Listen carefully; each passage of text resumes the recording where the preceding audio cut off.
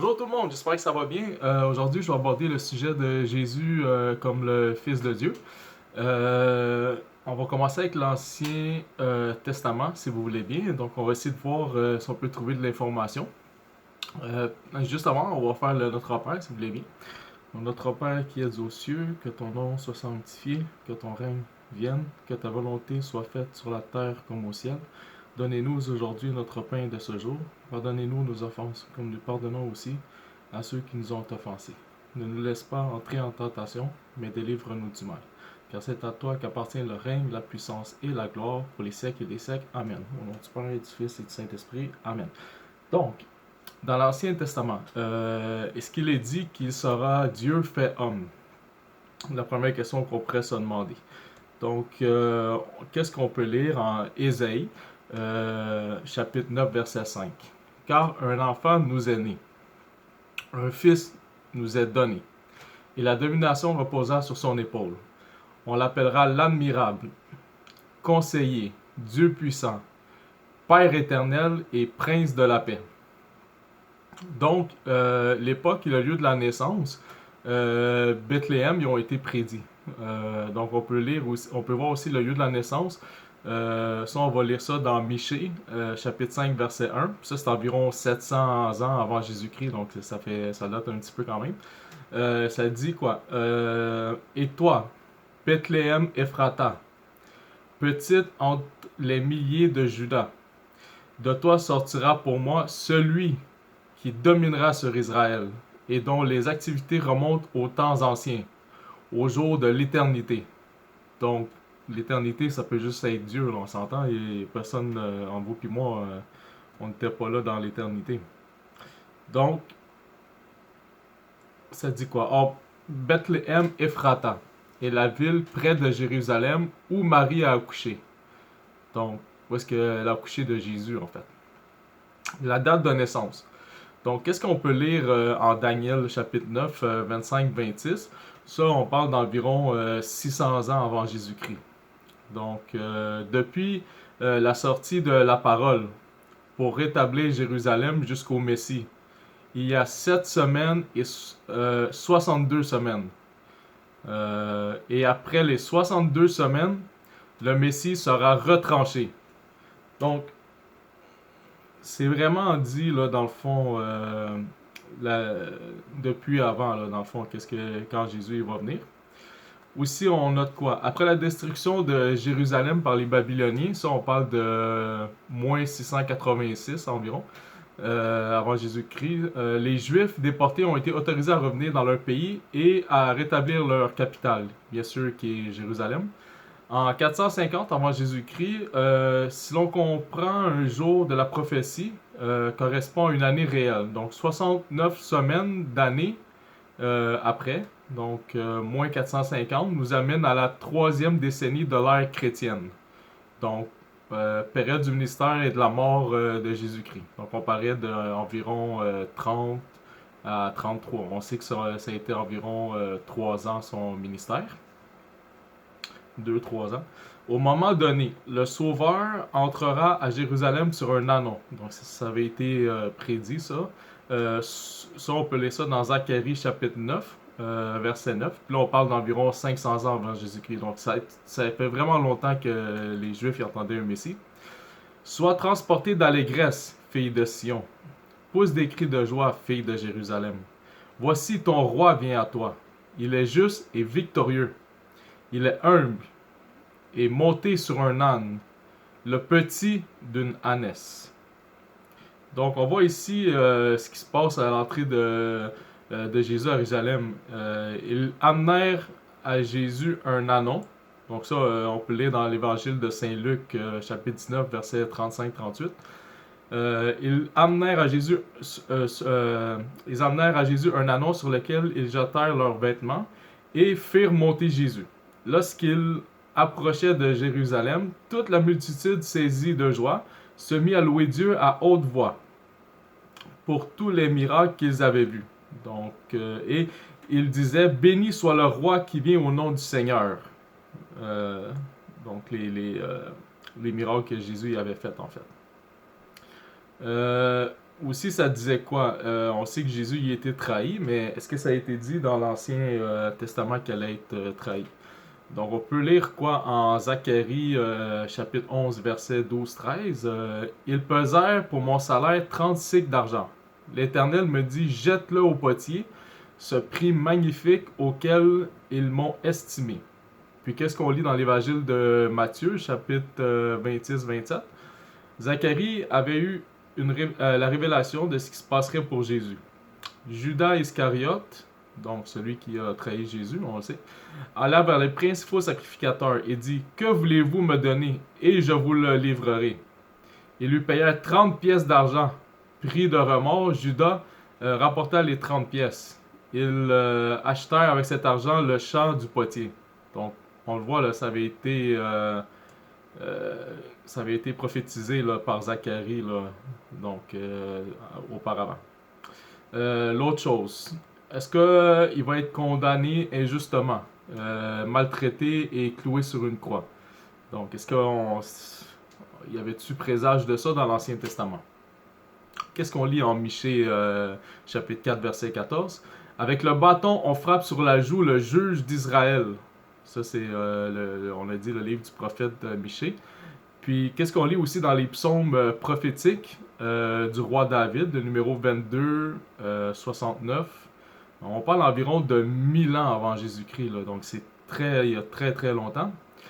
Donc, tous ceux qui me voient se moquent de moi. Recommande-toi à l'Éternel. L'Éternel le sauvera. Il le délivrera puisqu'il l'aime. Une bande de scélérats rôde autour de moi. Ils ont percé mes mains et mes pieds. Donc, on le sait, hein, quand Jésus a été crucifié, les mains, les pieds. Ils se partagent mes vêtements. Donc, on sait, les Romains, ils jouaient avec les vêtements. Ils tirent au sort ma tunique. Pour apaiser ma soif, ils m'abreuvent de vinaigre. Puis on sait, Jésus il a reçu le vinaigre en dernier sur la croix. C'était la dernière, la quatrième coupe, comme les Juifs ils prennent à la Pâque. Donc, vous savez sans doute ce qui est arrivé, là. Je vous ai résumé un petit peu, mais quand même, on va le lire en l'Évangile de Jean, chapitre... tout d'abord, voyons Marc, chapitre 14-15. Et quelques-uns se mirent à cracher sur lui, à lui voiler le visage, et à le frapper avec un roseau. Donc ça, c'était Marc 14-15. Les passants l'injuriaient et s'est confié de Dieu. Il s'est confié en Dieu. Que Dieu le délivre maintenant s'il l'aime. Donc, après avoir crucifié, il se partageait ses vêtements en tirant au sort. Donc, c'est vraiment ce qu'on a lu dans l'Ancien Testament, mais c'est aussi dans le Nouveau Testament. Ça, c'était en Matthieu, chapitre 27, 35-39. Puis dans l'Évangile de Jean, comme je vous disais tantôt, chapitre 19, verset 28-29, qu'est-ce qu'on lit? Jésus dit « J'ai soif ». Et il y avait là un vase plein de vinaigre. Les soldats en remplirent une éponge et l'approchèrent de sa bouche. Ça, c'était vraiment la quatrième coupe. Donc, parce que Jésus a dit qu'il n'allait pas boire la dernière coupe avant que tout soit accompli. Donc, le Sauveur, c'était prédit qu'il allait mourir pour les péchés de tous les hommes. Est-ce qu'il y a quelque chose qui se rapproche de ça dans l'Ancien Testament, disons? Ben, disons, si on lit dans Isaïe chapitre 53, ça dit « Qui a reconnu le bras de l'Éternel? Il s'est élevé devant lui comme une faible plante, méprisé et abandonné des hommes. Cependant, ce sont nos souffrances qu'il a portées.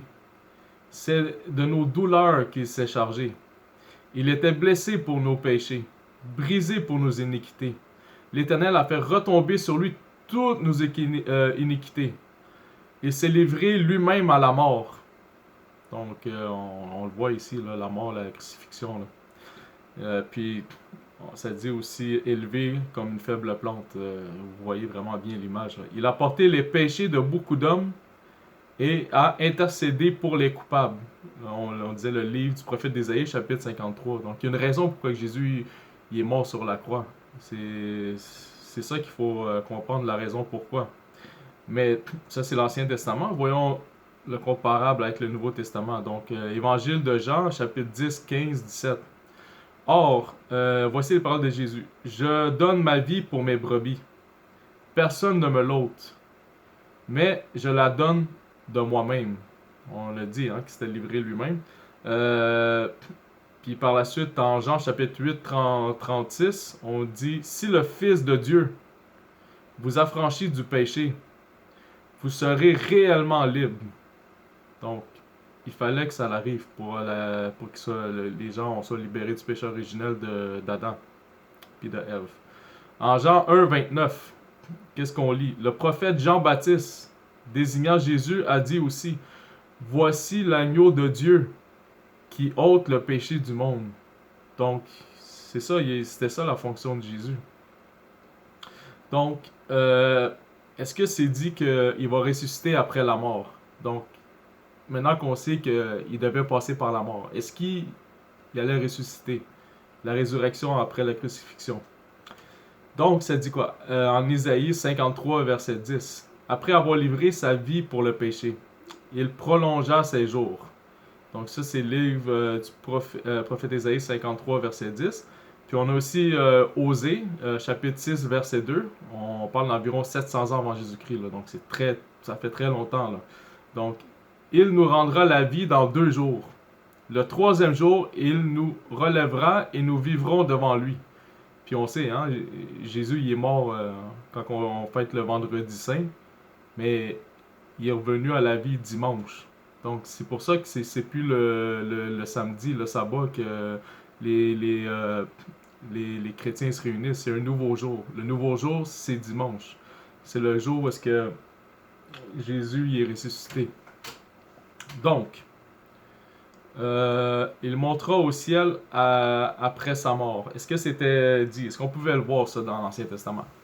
Ben, il y a la parole de l'Éternel à mon Seigneur. Assis-toi à ma droite, jusqu'à ce que je ne fasse de tes ennemis ton marchepied. Ça, c'est David dans les psaumes, numéro 110, verset 1. Donc, c'était déjà indiqué ici. Aussi, livre des Actes des Apôtres, chapitre 1, verset 9. Il fut élevé pendant qu'ils le regardaient et une nuée le déroba à leurs yeux. Donc, quand Jésus il est monté aux cieux, en fait. Qu'est-ce qu'on peut lire aussi en Zacharie, chapitre 12, verset 10? Alors je répandrai sur les habitants de Jérusalem un esprit de grâce et de supplication, et ils tourneront vers moi les regards. Celui qu'ils ont percé, ils pleureront sur lui comme on pleure sur un fils unique. Donc ça c'est prophète Zacharie, chapitre 12, verset 10. Oui, parce que les Romains, ils ont percé le côté de Jésus pour savoir s'il était vivant ou pas. Puis le sang puis l'eau qui est sorti. Donc, qu'est-ce qu'on lit dans Matthieu 24, 30? Voici ce qu'a dit Jésus avant sa mort.